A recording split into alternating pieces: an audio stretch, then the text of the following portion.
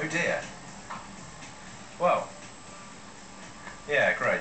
So we've just opened up the garage, various bits and pieces in here. And there's a bit of a corrugated, looks like roofing there as well. A few tyres, gas canister, lawnmower, shelving, chair.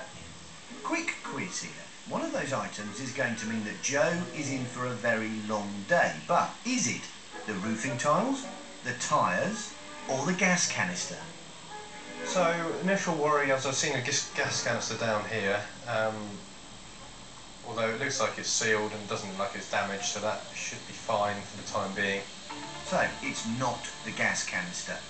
And while Joe is busy photographing the contents ready for an inventory, the trained eye of Colin spots the danger. He has some news so serious that he's a bit coy about revealing it. Is that asbestos, isn't it? Okay. So this is why we bring a repairs officer with me. He's just pointed out that that roof tiling is likely to be asbestos or asbestos-containing material. So we're going to need to get that removed as soon as possible because it could also be contaminating everything that's in this garage.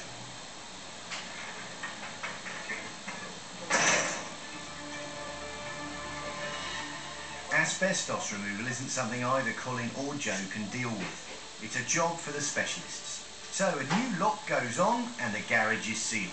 I'm putting a sign on now just to let the occupant, or not occupant, sorry, the user of the garage know that the garage has been recovered by Stroud Council today, with a contact number on in case they need access to get any items out of there.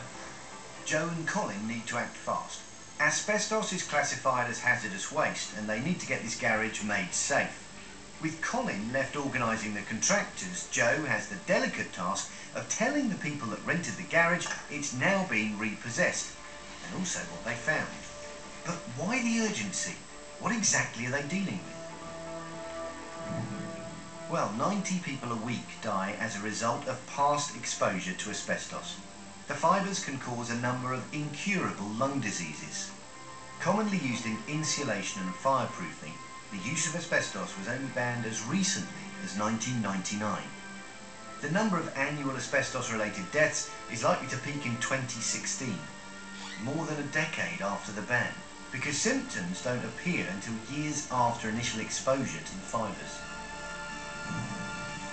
Tragically, by the time the disease is diagnosed, it's usually in the late stages, when little can be done to treat it. This is really nasty stuff. And it's down to Joe to make sure the owner of the contents of the garage knows just how dangerous it is. We don't like the idea of asbestos-containing materials to be in our garages, so we've made for an emergency removal of that material. So there won't be much chance of you getting this back, I'm afraid, at this point. Incredibly, despite Joe explaining the obvious danger, it seems the owner is still reluctant to part with the potentially lethal roof tiles. The gentleman there did ask about keeping the asbestos materials. I don't think he really understood the proper risks of asbestos. Just the way he was storing it, just propped up in there, and there was a bit shattered on the ground, I could see, where it's obviously been dropped, which could potentially release the fibres that cause the problems with asbestos. Joe's not taking any risks, just in case those fibres have been released. And specialist contractor Martin McLean, who's been drafted in to remove the offending roof tiles, isn't pulling any punches about the potential hazards of asbestos either. Yeah, it'll give you a respiratory disease. Not the best way to die, really, I would have thought. Pretty sure there's not a cure for any of them either, No, is there? it's uncurable. Once you've got it, you've got it, it's incurable, yeah. Managing risks is a big part of a housing officer's job. So is delivering bad news. After further investigation, it looks like everything in the garage needs to be disposed of.